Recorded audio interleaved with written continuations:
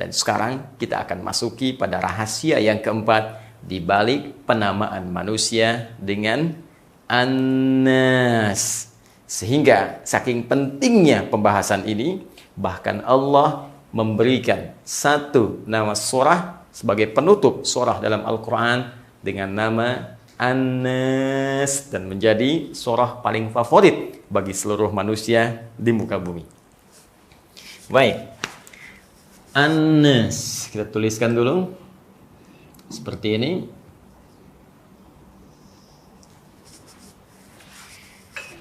Teman-teman sekalian, kata An-Nas seperti tadi saya sebutkan, setidaknya disebutkan sebanyak 241 kali di dalam Al-Quran.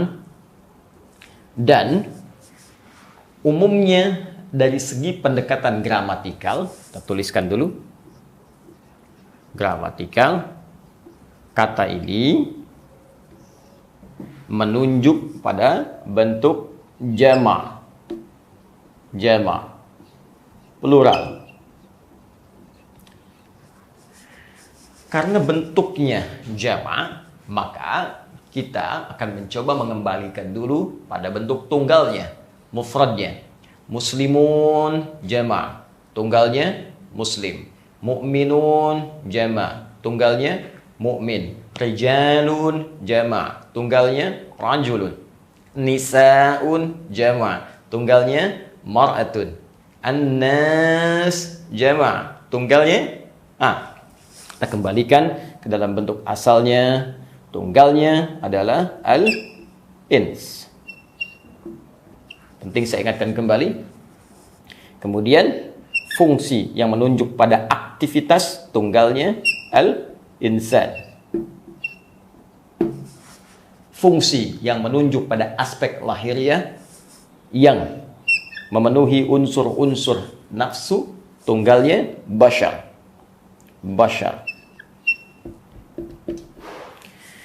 Jadi kalau kita bicara An-Nas, maka kita tidak akan melepaskan diri dari konteks al-ins, dari pembahasan al-insan, dari uraian bashar. Al-ins yang menunjuk sifat penampakannya, pun demikian dengan sifat lembut dan ramahnya. Al-insan yang menunjuk pada totalitas aktivitasnya. Kemudian bashar juga yang menunjuk pada tuntutan lahiriahnya. Keperluan untuk makan, untuk berhubungan seksual, ya, untuk memenuhi hal-hal yang memang diinginkan oleh nafsu untuk membangun keragaman dalam kehidupan. Bentuk jama' dari semua ini, jika kita sinergikan dalam bentuk jamaknya, maka berubah kata-kata ini menjadi An-Nas. 1. 2, kita pahami dasar pembahasannya dulu. Bentuk jama' juga memiliki makna komunal. Dengan sifat penekanan pada aspek sosial. Bukankah jama' menunjukkan makna yang banyak? Kan? 1 tunggal, personal. 2 orang, dual. 3 orang lebih, jama'. Bukankah kalau sudah kita menyebutkan jama' artinya jumlahnya semakin bertambah, jumlahnya semakin banyak, jumlahnya semakin terkomunalkan, ya, semakin tergabungkan satu dengan yang lainnya, yang dengan itu interaksinya bukan hanya menunjukkan pada interaksi secara personal, tapi akan berhubungan satu dengan yang lainnya. Contoh, 1 orang laki-laki, personal. 1 orang perempuan, personal. Masih tunggal. Kita gabungkan menjadi dual. Dari hubungan ini, dari penggabungan ini, lahir misalnya keturunan. Ada 1 anak, 2 anak, 3 anak. Maka dari 1 tambah 3, 2 tambah 3 menjadi 5. Bentuknya jama', sudah berkomunal. sudah berkomunitas, sudah kumpul dalam satu interaksi sosial, bukan hanya personal laki-laki saja, perempuan saja, tapi sudah muncul interaksi sosial satu dengan yang lainnya. Nah, jika telah bergabung keseluruhannya ini, maka dia disebut dengan An-Nas, manusia yang berkumpul satu dengan yang lainnya sekaligus berinteraksi secara sosial dengan meneruskan sifat-sifat personal yang dimiliki dengan 3 penamaan ini. Masya Allah. Jadi setiap orang yang berinteraksi secara sosial, yang berkomunal, sudah pasti akan memiliki tuntutan-tuntutan personal yang dengan itu akan diinteraksikan satu dengan yang lainnya. Tentu, setiap orang yang berinteraksi akan tampak satu dengan yang lainnya. Akan diperlukan, dituntut kelembutan, keramahan, adab dalam berkomunikasi, adab dalam beraktivitas, adab dalam berinteraksi. Tentu akan ada tuntutan secara total dalam beraktivitas, dalam kaitan interaksi sosial, dari bangun tidur sampai dengan tidur kembali. Pun demikian, akan ada tuntutan interaksi bagaimana bekerja sama untuk dapat memenuhi kebutuhan pokoknya, untuk makannya, untuk minumnya, dalam hal kebutuhan biologisnya, dan seterusnya. Secara singkat, jika disebutkan kalimat An-Nas dalam Al-Quran, maka bisa dipahami nama ini lebih menekankan pada penekanan interaksi manusia secara komunal yang membangun sifat-sifat sosial dalam kehidupan. Dari sini, penting kita memiliki pedoman, petunjuk secara komunal dalam konteks berinteraksi sosial antara satu dengan yang lainnya. Tentunya bukan petunjuk biasa, petunjuk yang bisa melahirkan harmoni, petunjuk yang menampakkan toleransi. Karena jika petunjuk ini biasa-biasa saja, petunjuk ini dirancang secara sederhana saja, maka kita tidak bisa membayangkan bagaimana setiap orang akan menuntut dengan sifat personalnya, dan boleh jadi akan muncul kerusakan-kerusakan dalam hubungan satu dengan yang lainnya secara sosial. Untuk itulah, menjadi penting uraian yang kita akan bahas kali ini dengan konteks pembahasan An-Nas sesuai dengan pedoman Al-Quran Al-Karim. Kenapa mesti Al-Quran? Saudara-saudariku, sangat sederhana. Bukankah kalau Anda membeli handphone, maka Anda akan membaca petunjuk pedoman penggunaan handphone itu dari pembuatnya? Mustahil Anda akan berinteraksi dengan handphone Anda akan menggunakan handphone Anda, tapi yang Anda gunakan petunjuk dari pembuat kulkas, petunjuk dari pembuat televisi. Kan tidak ada konektivitas di dalam interaksi itu, di dalam mengambil pedoman yang dimaksudkan. Maka demikian, ketika kita akan bicara manusia, lagi-lagi setiap petunjuk kehidupannya, setiap langkah yang akan kita lakukan, setiap aktivitas yang akan kita bangun, jika membutuhkan petunjuk untuk mengerjakan itu semua, kita harus kembalikan semua itu pada Sang Pencipta, Sang Maha Segalanya, yang menciptakan manusia dari ketiadaan menjadi ada sampai tiada kembali dan kembali kepadanya. Sampai di sini, bila kita mengerti, maka kita telah menemukan pencipta kita adalah Allah Subhanahu wa Ta'ala, dan pedomannya dijelaskan dalam firman-Nya yang terkumpul dalam Al-Quran. Untuk itulah penting bagi kita untuk mengaji Al-Quran dan mengeluarkan petunjuk interaksi sosial dalam konteks kehidupan komunal dengan bahasa Al-Quran. An-Nas, seperti apa hubungan itu diatur. Baik, mari kita kembalikan kepada Al-Quran satu persatu, sehingga dengan itu menjadi lebih lengkap bahasan yang kita uraikan. Mari kita mulai teman-teman sekalian. Pertama, personal menjadi komunal. Tadi kita sepakati bila jumlahnya telah bertambah dan terjadi pergabungan, ya, yang melahirkan interaksi sosial satu dengan yang lainnya. Saya contohkan tadi, laki-laki bertemu dengan perempuan, ya kan? Kemudian dari hubungan keduanya muncul lagi ada anak, muncul lagi ada cucu, muncul lagi ada cicit, demikian seterusnya. Maka dari sini perlu adanya aturan hubungan antara lelaki dan perempuan perlu adanya hubungan interaksi sosial satu dengan yang lainnya yang diatur secara jelas oleh Sang Pencipta. Kita turunkan bagaimana Allah memberikan aturannya. 1. Quran surah keempat, An-Nisa ayat yang pertama. Ya ayyuhan nas. Kalimatnya menggunakan nas. Memberikan isyarat kepada kita bahwa apa yang akan disampaikan bukan hanya sekedar menjadi hukum personal, tapi akan menjadi petunjuk bagi kehidupan komunal dengan konteks interaksi sosial. Ya ayyuhan nasu ttaqu rabbakumul ladzi khalaqakum min nafsin wahidah wa khalaqa minha zawjaha wa batta minhuma rijalan katsiran wa nisaa'a wattaqullaha alladzi tasaaluna bihi wal arham innallaha kana 'alaikum raqiba. Hai semua manusia, bertakwalah kepada Rabbmu yang telah menciptakanmu. Hei, bukan sekedar mencipta. Rabb punya sifat rububiyah yang merawatmu, memberikan kebutuhan, yang memaafkan kalau salah, menyembuhkan kalau sakit, mengampuni kalau engkau berbuat dosa. Apa dengan semua pemberian itu belum sadar engkau untuk menyembahku, kata Allah? Belum sadar engkau untuk menuhankan aku? Karena itu ketika Allah mengambil komitmen dengan kita sebelum kita lahir ke dunia, kalimatnya menggunakan kata Rabb. Di Quran surah ke-7 ayat 172. Wa idh akhadha rabbuka min bani adama min zuhurihim dzurriyyatahum wa ashhadahum ala anfusihim alastu bi rabbikum. Kan? Qalu bala syahidna. Rabb. Ya, dan di antara sifat Rabb ini Allahu Akbar memberikan tadi segala bentuk perhatian dan kebutuhan bukan sekedar dengan sifat personal tapi juga dengan sifat sosial. Seakan-akan Allah ingin mengatakan, hei, walaupun engkau berkehidupan secara komunal, bergabung satu dengan yang lainnya, berinteraksi secara sosial, aku tetap tidak akan meninggalkanmu.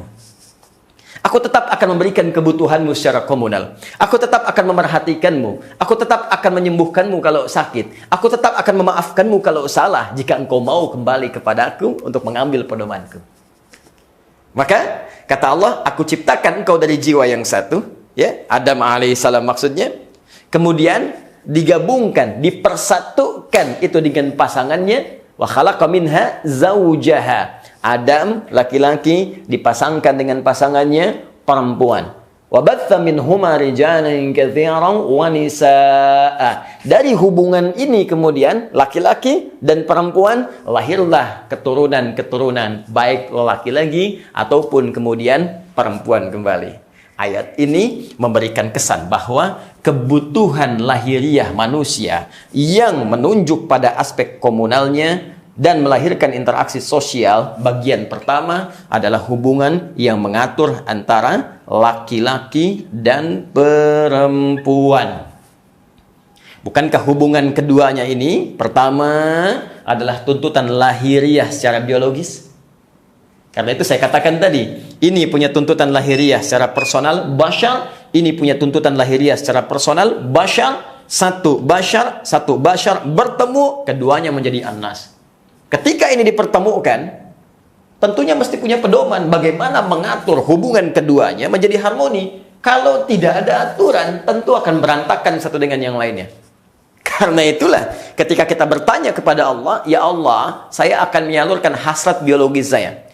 Ya, kebutuhan lahiriah saya. Maka saya akan mencari pasangan saya. Bagaimana saya bisa mendapatkan pedoman sehingga kehidupan berkomunitas, berkeluarga ini bisa berjalan dengan harmoni, mendapatkan ketenangan, kenyamanan dalam kehidupan dengan keturunan-keturunan yang telah engkau isyaratkan tadi, baik lelaki atau perempuan.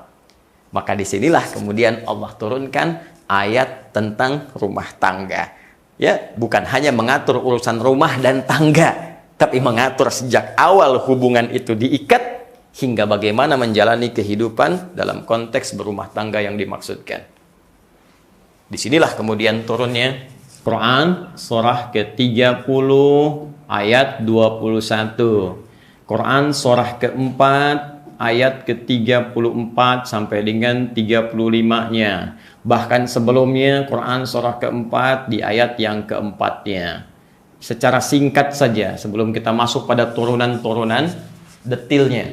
Teman-teman sekalian, Anda bertanya, ya Allah, saya akan membangun hubungan komunal, berinteraksi awal secara sosial dengan menyalurkan hasrat biologis saya. Saya laki-laki ingin bergabung dengan perempuan. Bagaimana caranya? Apa aturannya? Maka Allah turunkan aturan yang legal berupa pernikahan.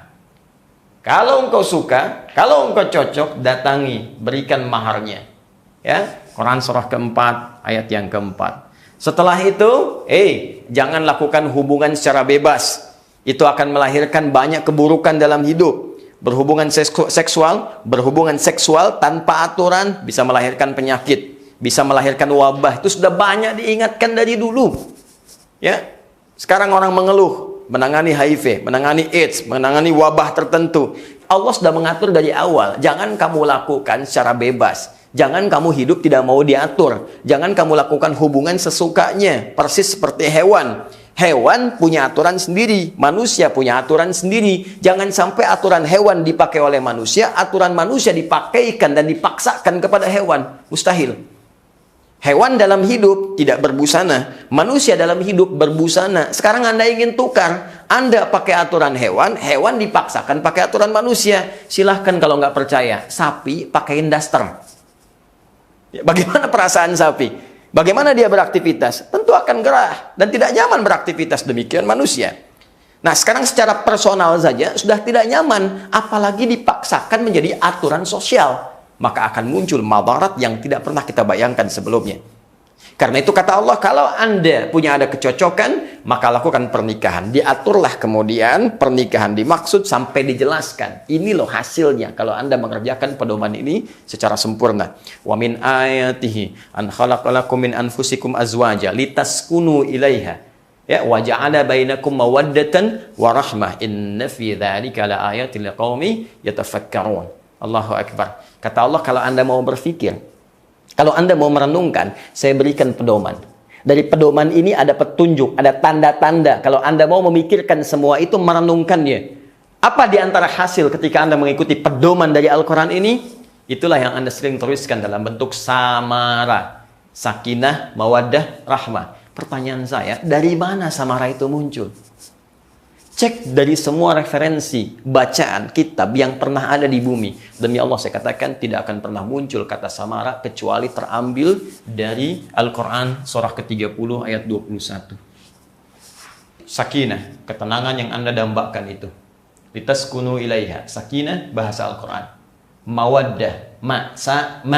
Ya, wa ja'ala bainakum mawaddah. Rahmah. Ya, warahmah. Samara hanya bisa diwujudkan jika Anda kembali kepada pedoman Allah Subhanahu wa taala. Sekarang Anda berharap samara. Anda tuliskan bahkan dari kartu undangan yang Anda kirimkan. Anda tuliskan bahkan dalam buku catatan yang Anda siapkan. Anda bangun komitmen dengan istri Anda, dengan calon Anda bahkan sebelumnya. Ya, Anda ingin berumah tangga untuk mendapatkan samara. Tapi Anda tidak belajar pedomannya. Tapi Anda jauh dari pembuat pedomannya. Bagaimana mungkin Anda bisa mendapatkan samara kalau Anda jauh dari Allah Subhanahu wa taala? Bagaimana mungkin Anda mendapatkan samara kalau Anda tidak membaca pedoman kehidupannya?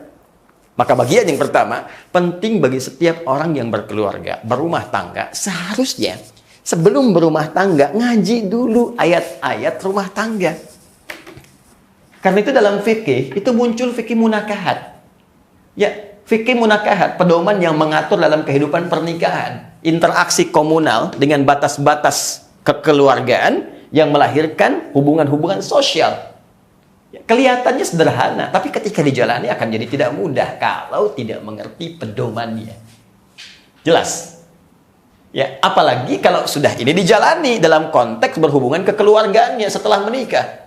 Maka kata Allah, boleh jadi nanti ada orang-orang yang tidak mengerti kewajiban dan haknya, perannya masing-masing. Saya tanya kepada Anda, kalau tidak mengerti tentang pedoman kehidupan berkeluarga, bisakah seorang laki-laki menentukan apa kewajibannya dalam berkeluarga? Apa haknya? Apa kewajiban seorang istri? Apa haknya? Apa tugasnya? Kalau tidak mengerti pedoman, jangan-jangan keduanya bisa tertukar. Ingat teman-teman, yang menciptakan kita, Allah telah menetapkan fitrah kehidupan. Fitrah laki-laki seperti ini, fitrah perempuan seperti ini. Potensi laki-laki begini, potensi perempuan begini. Dari potensi dan fitrah itu diberikanlah peran yang sesuai bagi suami, bagi istri, bagi lelaki, bagi perempuan. Jika kemudian peran ini tidak diketahui, tertukar satu dengan yang lainnya, maka dapat diduga kuat akan terjadi persoalan-persoalan yang tidak mudah diselesaikan. Disinilah kemudian muncul Quran surah keempat, ayat 34, bahkan sampai 35. Rijalu qawwamuna 'alan nisa bima faddalallahu ba'dahum 'ala ba'd wa bima anfaqu min amwalihim. Laki-laki, kata Allah, saya tetapkan dengan sifat kelaki-lakiannya. Makanya disebut dengan rijal. Ya, dari kata rajulun. Punya kemiripan makna dengan kata rijlun, kaki, kokoh, kuat, tegak, penopang ya dalam tubuh kita, penopang dalam aktivitas kehidupan kita. Demikian pula laki-laki, penopang dalam kehidupan rumah tangganya, kokoh, kuat, sifatnya punya melindungi, ya. Karena itu diberikan oleh Allah kekuatan untuk mencari nafkah. Wa bima anfaqu min amwalihim, tugasnya. Karena itu diberikan kekuatan untuk melindungi kepada istri dan keluarganya, dan seringkali diilustrasikan dalam Al-Qur'an seperti halnya matahari. Karena itu ketika Nabi Yusuf alaihissalam bermimpi dan melihat inni ra'aitu ahada asyara kaukaba wasyamsa wal qamara ra'aituhum li sajidin. Aku melihat 11 gemintang, matahari dan bulan. Ya, keseluruhannya sujud hormat kepadaku. Dan diartikan oleh Nabi Ya'qub alaihissalam, matahari itu adalah ayahandanya, kemudian qamar, bulan adalah ibundanya. Bintang gemintang adalah saudara-saudara Yusuf. Tentunya arti itu, takwil itu atas petunjuk Allah subhanahu wa ta'ala. Matahari dilekatkan dengan laki-laki dalam tugas kerumah tanggaannya. Matahari seperti laki-laki, ya, menyengat, menyinari. Menyengat setiap orang yang akan mengganggu keluarga. Menyinari, memberikan jalan terang dengan usaha nafkahnya, dengan bimbingannya, dengan arahannya. Tapi saat yang bersamaan, dia bisa mengeringkan air mata yang mungkin mengalir pada anak-anaknya. Dia mengeringkan air mata yang mengalir di pipi istrinya. Demikian seterusnya. Itulah matahari. Bukankah rembulan hanya akan kita lihat di malam hari? Dengan keindahannya, dengan penampakannya, dengan kecantikannya. Anda kalau ingin lihat keindahan, mustahil lihat matahari. Pasti akan Anda lihat rembulan, kan? Demikian, perempuan, istri diilustrasikan untuk selalu tampil indah, tampil memesona, tampil dengan kelembutan. Bukankah bulan ketika Anda lihat penuh dengan kelembutan, penuh dengan pesona kebaikan? Maka jadilah istri yang lembut, jadilah istri yang baik. Jadilah istri yang perhatian, jadilah istri yang enak dilihat oleh pasangan, enak dilihat oleh keluarga. Baru disebutkan 1-2 permisalan, maknanya demikian dalam. Tak tahu pedoman ini, maka peran bisa bertukar. Yang bahaya, istri jadi matahari, suami jadi bulan. Maka di sini sering muncul kemudian perselisihan yang tak bisa dituntaskan.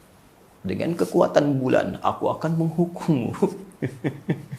Ya, ini gak pernah selesai.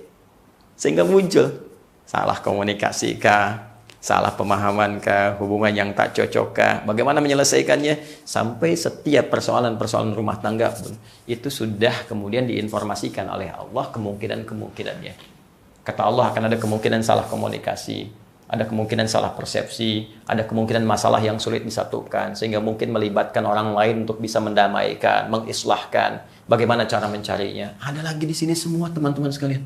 Sampai di ayat ke-35-nya. Ada semua. Nah sekarang problem bahkan muslim saat ini. Walaupun ayat ini berlaku umum sesungguhnya.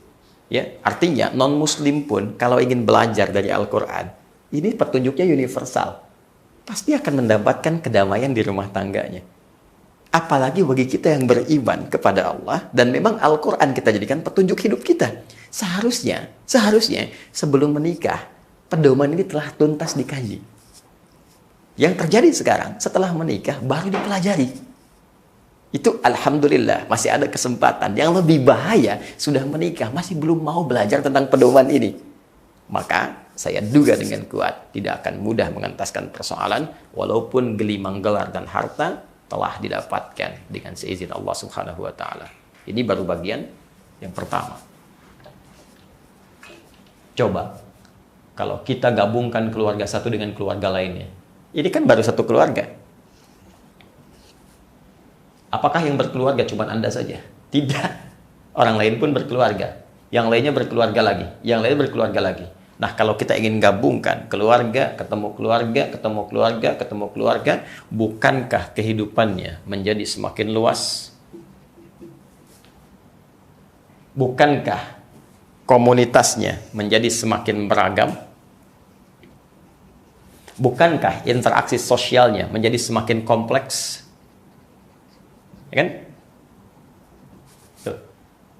Maka kalau kita satukan keluarga, keluarga, keluarga, keluarga, keluarga dengan tempat yang kemudian semakin luas, dengan komunitas yang beragam, interaksi sosial yang semakin kompleks, maka kalimatnya oleh Al-Quran dirubah, yang memberikan penamaan berupa diksi yang mengakomodir semua makna tadi. Kalimatnya berubah menjadi syu'ubun. Ya, saya hapus jenak. Bismillah.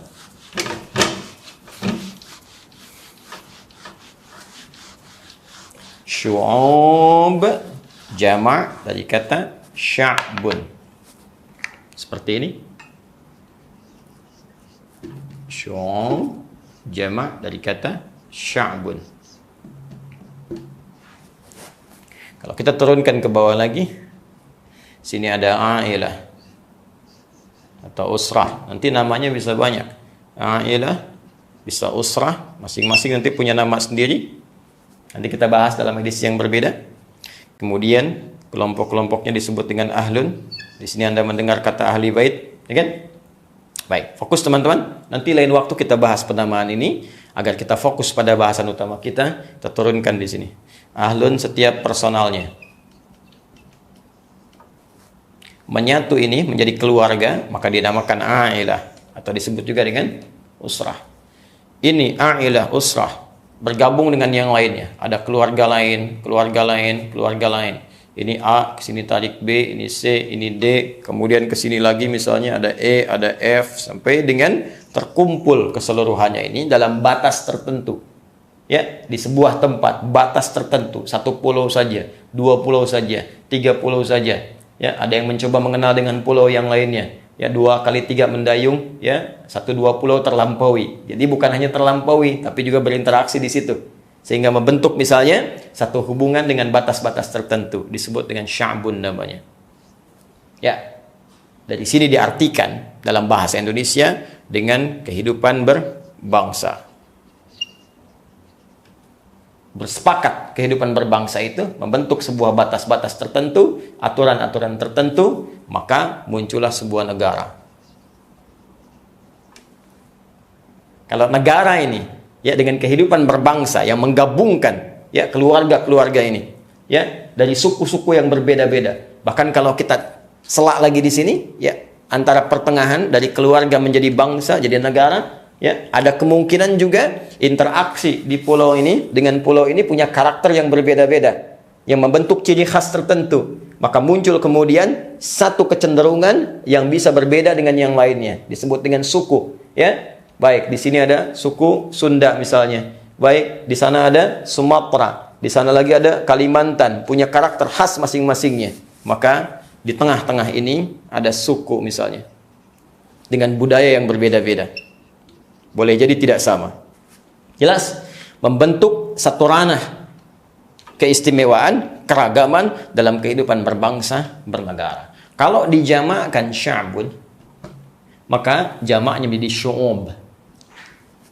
Apakah yang hidup komunitas ini cuma satu batas negara saja? Tidak. Barangkali komunitas yang lain punya sifat tersendiri dari kebangsaannya, bahkan memberikan nama dengan negara tertentu.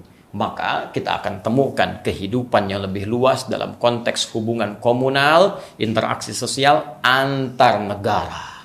Negara-negara yang kumpul di benua Asia misalnya, maka akan terhubung antara hubungan negara-negara di Asia, yang di Eropa, negara-negara di Eropa, yang di Amerika, ya, demikian, yang juga di Afrika, demikian. Bahkan konteks lebih luas lagi, kumpulah hubungan komunitas, kumpulah hubungan interaksi sosial dalam konteks lebih luas dunia.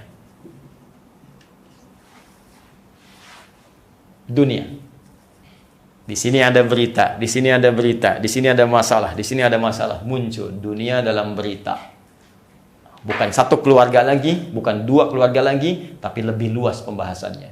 Sekarang pertanyaannya, ya Allah, kalau saya ingin mengembangkan hubungan interaksi sosial lebih luas lagi, bagaimana pedomannya? Apalagi sukunya bisa banyak, kehidupan berbangsa bisa kompleks, bernegara tidak mudah, ya. Apalagi mengatur hubungan antar negara. Maka Allah sangat maha tahu tentang jalan kehidupan kita. Sebelum kita bertanya, sudah turun Quran surah ke-49 ayat 13. Ya. Ya ayyuhan nas. Tuh, lihat kalimatnya. Universal hukumnya. Setiap orang bisa belajar dari pedoman ayat ini dan dia tarik dalam kehidupan berbangsa dan bernegara. Apapun konsep yang akan dia buat, apapun nama yang akan dia tuliskan, ya, republikah, ya, ataukah kerajaankah, atau sistem umumkah, silahkan tarik nilainya, praktekkan dalam kehidupan, maka Anda akan temukan harmoni dalam kehidupan berbangsa dan bernegara. Sifatnya universal. Tapi sifat ini sekaligus memberikan isyarat bahwa hanya Allah yang maha mengetahui tentang jalur kehidupan setiap hamba. Justru dengan konsep inilah seharusnya kita berpikir, kata Allah, untuk mengenal Rabb yang sesungguhnya. Mengenal Allah yang sesungguhnya. Kalau bukan pencipta kita, mustahil mengetahui dan mengatur dengan detail jalur kehidupan kita sampai kehidupan yang sangat kompleks. Maka, apa yang Allah sampaikan? Ya ayyuhan nasu, hai semua manusia tanpa kecuali. Inna khalaqnakum min dzakarin wa untha. Inna, karena kehidupannya sudah kompleks, sudah luas, berbangsa, bernegara, bersuku-suku, ya, maka kalimatnya menggunakan kata inna, membawa ta'zimun nafsi, ta'zimus sya'ni. Ya, masih ingat pembahasan yang sering saya tekankan di sini? Kata Allah, dengan segala keagunganku, aku sampaikan informasi yang sangat besar kepada kalian semua. Inna khalaqnakum min dzakari wa untha. Kami ciptakan kalian, manusia, semua manusia, tanpa kecuali. Dari Nabi Adam sampai kehidupan berakhir.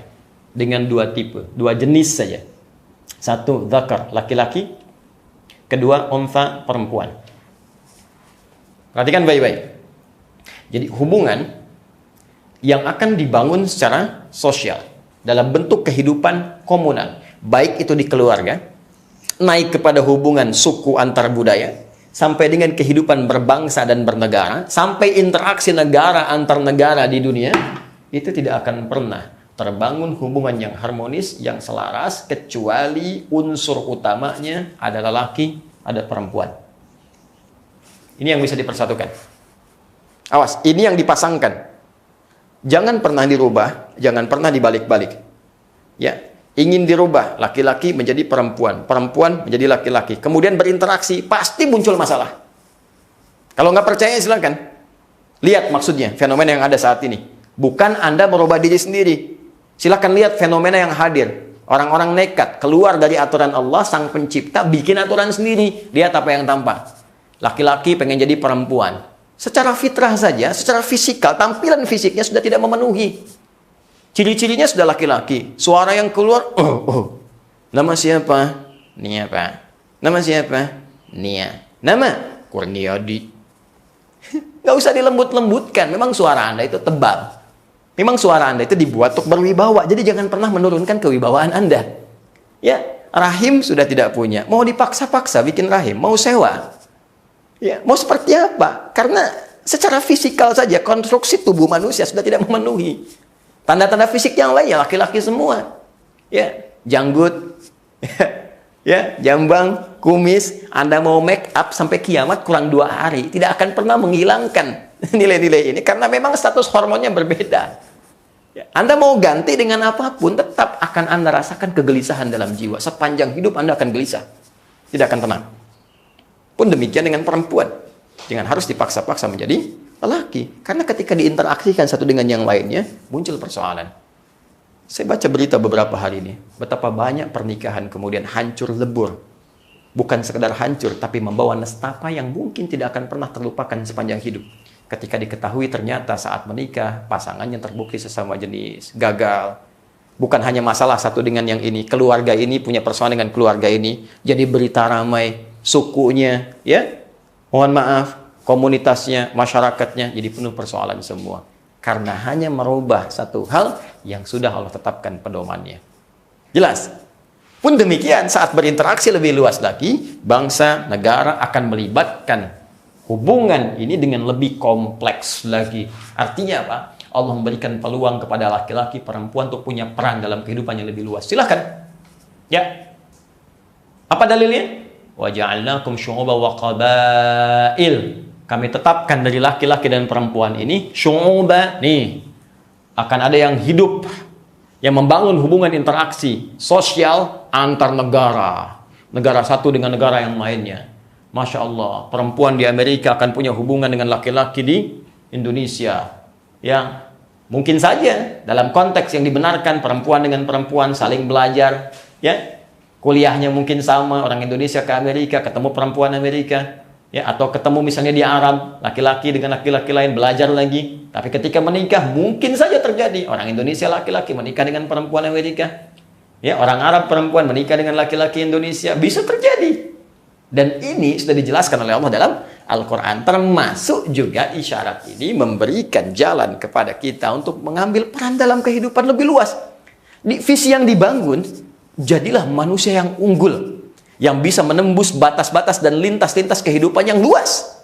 Ayo, bangga jadi orang Indonesia. Dalam saat yang bersamaan, kebanggaan itu pupuk dengan pengetahuan yang hebat, pengalaman yang luas, wawasan yang terbuka, dan ambil peran dalam kehidupan internasional yang lebih luas. Kehidupan bernegara, ya, antar negara. Kalau bisa, peran Anda itu jangan sekedar dibangun di keluarga. Naikkan lagi tingkat RT, naikkan lagi tingkat RW, tingkat kecamatan, ya, tingkat kabupaten, provinsi, kehidupan bernegara, sampai di negara lain pun bisa berinteraksi dengan Anda. Itu peluang, kata Allah. Silahkan, jadi apapun. Ya, Anda mau jadi dokter, silahkan. Perempuan boleh jadi dokter. Zaman Nabi banyak perawat-perawat perempuan, ya, silahkan. Jadi perawat, boleh. Ya, jadi dokter, boleh.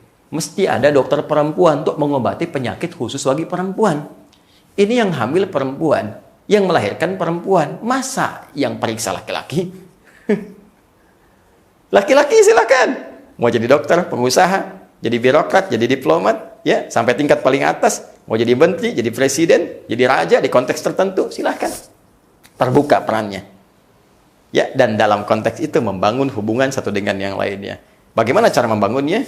Lita'arafu syu'uban wa qabaila. Kata Allah, mungkin ada yang hidup dalam konteks kehidupan bernegara, konteksnya sudah dunia. Wa qabail, mungkin baru konteks suku-suku di provinsi, di kabupaten, di kecamatan. Boleh, silahkan ambil peran. Di kecamatan jadi camat, di desa jadi kades, ya, ada yang jadi lurah, ada yang jadi bupati. Kemudian berinteraksi, mengatur hubungan di daerahnya masing-masing. Ada tuh. Dan uniknya, menariknya, Allah berikan pedoman. Nanti seperti ini membangunnya. Sistemnya mau dibangun, namanya silakan bebas. Mau namanya kabupaten, mau distrik, mau federal di beberapa tempat tertentu, ya. Mau sistemnya mau pakai misalnya republik, mau pakai kerajaan, mau pakai macam-macam, namanya boleh. Pedomannya dikasih oleh Allah. Lita'arafu. Oh. Lita'arafu, dari kata arafa, dari sini muncul ma'rifah. Ya. Ma'rifah bisa diartikan pengetahuan yang luas. Arafa, saling mengenal. Ta'arafa, satu dengan yang lainnya berkenalan dengan dasar pengetahuan yang luas. Jadi kalau ingin membangun, ya, baik kehidupan berkeluarga skala kecil, maka harus punya wawasan, harus punya pengetahuan. Maka biasakan hidup berilmu, berpengetahuan dalam lingkup keluarga. Anak mesti tahu ilmu tentang jadi anak, ajarkan kepada anak. Ibu harus tahu ilmu tentang menjadi ibu, menjadi ayah, menjadi keluarga. Ya, baca, kumpulkan pengetahuan, baca dengan luas, tajamkan ilmu, tajamkan wawasan. Setelah paham, bawa dalam kehidupan yang lebih luas. Membangun kehidupan berbangsa butuh pengetahuan, butuh wawasan. Ya, idza wusida al-amru li ghairi ahli fantadhiris sa'ah. Kalau satu peran diberikan pada orang yang tidak capable, kata Nabi, ya tunggu saja. Tunggu masanya. Masa-masa, ya, kegelisahannya, masa-masa kekhawatirannya, masa-masa, ya, mungkin yang lebih ekstrem lagi kehancurannya, ya, kegagalannya, dan sebagainya. Tapi kalau kita ingin semua itu berhasil, menjauhkan sifat-sifat tadi, maka bangun dengan dasar pengetahuan yang baik. Dari situ saling berkenalan. Indonesia juga berkenalan dengan negara lainnya, bangun persahabatan. Sekarang muncul ASEAN, ya. Lebih luas lagi nanti muncul hubungan-hubungan antar dunia. Bangun. Dari sini pentingnya kita punya diplomat-diplomat hebat. Belajar dengan hebat. Ya, kalau perlu kuasai berbagai bahasa. Jangan sampai ditugaskan jadi diplomat, jadi dubes, tapi nggak bisa komunikasi. Jadi dubes di Arab nggak bisa bahasa Arab. Bagaimana bisa berkomunikasi? Di dubes di negara Eropa nggak bisa bahasa Inggris. Jadi dubes misalnya di negara Afrika nggak bisa bahasa lokalnya, bagaimana bisa berkomunikasi? Ya, karena itulah kemudian penting punya diplomat yang hebat, punya guru-guru yang handal, punya pengusaha yang hebat untuk membangun sinergi kehidupan berbangsa bernegara dengan konteks yang lebih luas lagi. Bahkan Al-Quran mengisyaratkan kita mesti punya tatanan dasar-dasar kehidupan dalam konteks berkomunal ini untuk mengatur hubungan interaksi sosial dengan dasar-dasar yang sangat kuat. Sekali lagi bersyukur kita kepada Allah bahwa para pendiri negeri ini, Indonesia, yang kita berbahagia, bersyukur, bangga bisa menjadi bagian dari negara yang kita cintai ini, kita jaga dengan baik ini, kita sayangi, kita rawat, kita makmurkan. Sekali lagi penting saya sampaikan, ketika bangsa ini dilahirkan, semua bersinergi, berkumpul, mempraktekkan konteks ta'aruf ini, saling berkenalan, saling bersinergi, masing-masing membawa wawasan, masing-masing saling menyempurnakan, masing-masing saling menguatkan, sehingga membentuk dasar-dasar negara yang kuat, bangunan-bangunan yang kokoh, dasar-dasar undang-undang yang mengatur hubungan antar sosial satu dengan yang lainnya. Dan bukankah yang banyak juga memberikan peran pada saat itu ulama-ulama kita yang paham tentang Al-Quran? Saya sering katakan, bagaimana peran seorang Kiai Haji Abdul Wahid Hashim, peran Ki Bagus Hadikusumo, ya, peran orang-orang Islam yang lainnya, ada peran di perjuangan medan perang seperti Bung Tomo, Muslim dengan teriak Allahu Akbarnya yang sangat luar biasa. Bukankah Bung Karno juga Muslim?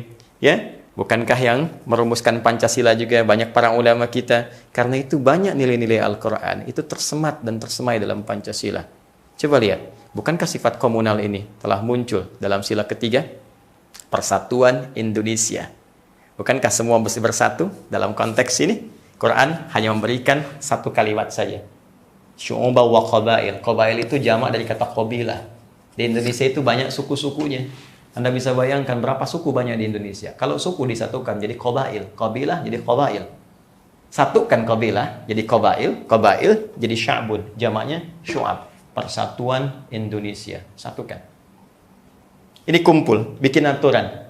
Ya, bahkan muncul di Al-Qur'an surah Asy-Syura untuk bermusyawarah, ya. Rumuskan musyawarah, cari mufakat. Dari situ keluarkan hukum-hukum yang mengatur secara adil satu dengan yang lainnya. Kerakyatan yang dipimpin oleh hikmat kebijaksanaan dalam permusyawaratan perwakilan.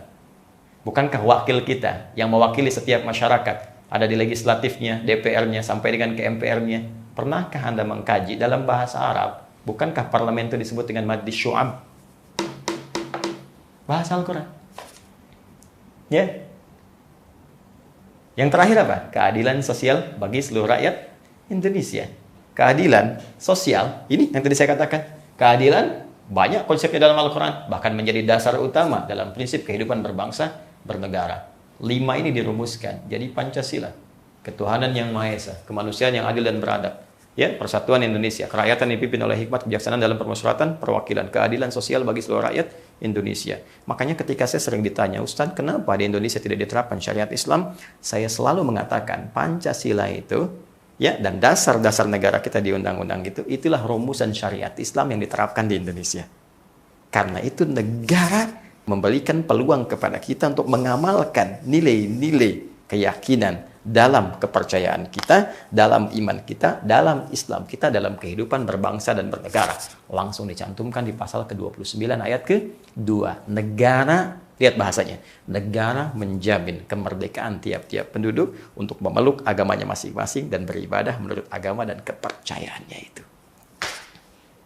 Nah, tinggal sekarang bagaimana kita mengaktualisasikan nilai-nilai itu dalam kehidupan. Silahkan kita praktikkan. Karena itu negara memfasilitasi. Ini umat Islam nih, umat Islam mau sholat, bikin aturan. Silahkan izin mendirikan masjid. Ya, ada petunjuk-petunjuk. Bahkan dalam kondisi corona pun, pandemi pun ikut dipikirkan. Ya, begini caranya, begini solusinya. Mau haji, Mau ada zakat, mau Idul Fitri, bahkan nggak tanggung. Didirikan misalnya Kementerian Agama. Bukankah di situ ada aturan-aturan juga yang memberikan aturan, petunjuk pada umat Islam?